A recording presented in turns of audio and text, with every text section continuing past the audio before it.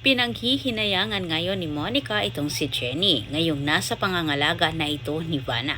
Batid nilang pareho ni Dara na malampasan ni Jenny ang Yumi kung si Vanna ang hahawak sa karer ni Jenny.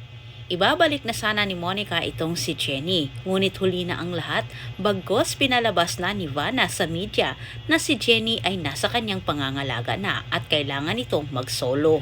At matapos din itong napanood nila ni Megan, kampante naman itong si Megan at ipinagmamalaki niya sa kanyang mga kasamahan na hindi umano maging apekto sa kanila si Jenny ang paglipat ng dalaga.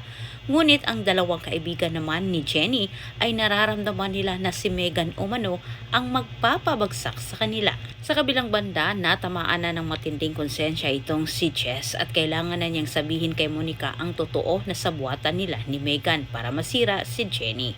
Nagpa-presscon itong si Monica para sabihin sa lahat na si Megan na umano ang bagong leader sa Yumi.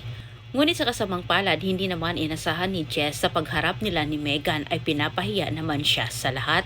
Kahit ditong napagtanto ni Jess na siya ay ginagamit lamang ni Megan para siraan itong si Jenny. Dahil sa ginawa ni Megan, tinulak ni Megan itong si Jess na aminin kay Monica ang lahat at galit na galit itong si Monica sa kanyang nalaman. Subalit huli na ang lahat kung tatanggalin man niya si Megan sa Yumi gayong ito na ang bagong leader.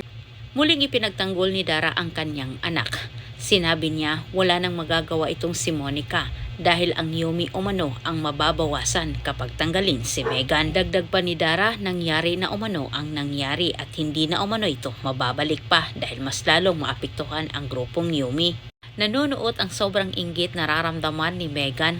Ngayong itong si Jenny ay magkakaroon na ng sariling kanta. Gagawan umano ito ni Vanna. Maraming salamat sa panonood.